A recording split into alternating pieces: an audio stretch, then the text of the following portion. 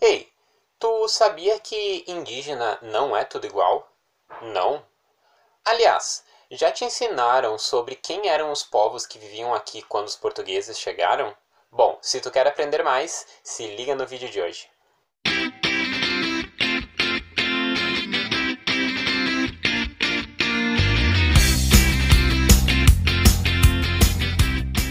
Olá pessoal, sou o Thiago, professor de História, e hoje vamos começar uma pequena série para aprender um pouco sobre quem eram os povos indígenas que viviam aqui quando os portugueses chegaram. Inicialmente é importante lembrar que são milhares de culturas, milhares de povos, e é impossível de falar de todas, então vou falar de alguns que a gente mais conhece.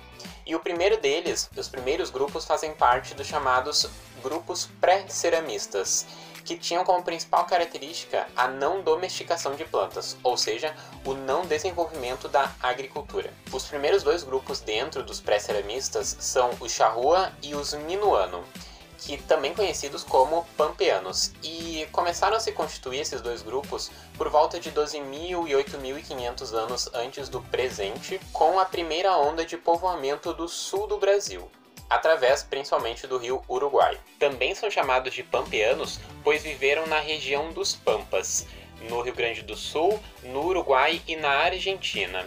E apesar dos charruas e dos minuanos pertencerem ao mesmo tronco linguístico, eles eram dois grupos distintos, não só cultural e socialmente, mas até mesmo fisicamente. Mas é claro que eles têm algumas características em comum em função da sua localização geográfica e do seu contexto histórico. Eram caçadores e pescadores de animais e também coletores de outros recursos naturais. Além disso, eram nômades em um território definido. O que isso significa? Bom, geralmente quando a gente fala em grupos nômades, a gente imagina que são grupos que saem andando por aí sem um rumo, né?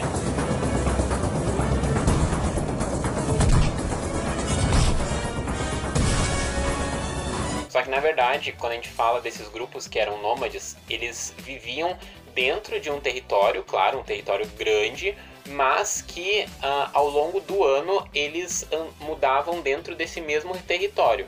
Então eles viviam nessa região dos Pampas e durante o ano eles iam mudando dentro dessa região. Então por isso que nós falamos nômades em território definido. Eram grupos que possuíam uma tecnologia avançada no polimento e no uso de ferramentas para a caça principalmente, como as bolas de boiadeira, as flechas e as facas. E de acordo com Arno Kearney, um historiador e arqueólogo, eles também tinham grandes habilidades artísticas, com a gravação de pinturas em cavernas, paredes de cavernas, abrigos e também em pedras isoladas. Com relação à sua organização social, era com base na família e também tinham a prática da poligamia. Moravam em choças e toldos, que eram principalmente construídas pelas mulheres. Além disso, havia diferenças de funções por sexo, sendo as mulheres mais voltadas para o doméstico e os homens para caça, pesca e coleta, porém, em guerra, ambos participavam. Viam a morte como algo natural, sempre sepultando os seus mortos, mesmo em situações de guerra. Essas informações desmistificam um pouco a ideia de que os indígenas eram e são povos primitivos, sem inteligência, sem cultura. Além do mais, esses dois grupos especificamente foram os que mais resistiram ao processo de colonização dos europeus, que forçava muitas vezes os europeus, tanto espanhóis quanto portugueses, a fazerem negociações com esses grupos, e que impactou na sua própria cultura, como por exemplo a domesticação de cavalos que foi trazida da Europa e que mudou questões como a caça e o transporte. Entre o final do século XVIII e início do século XIX, os europeus invadiram de vez e exterminaram com esses povos, então, em princípio, eles não existem mais.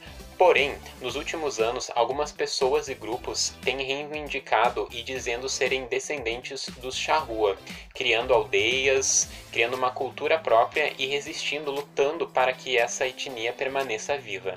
Bom, vimos nesse vídeo sobre os povos indígenas pampeanos.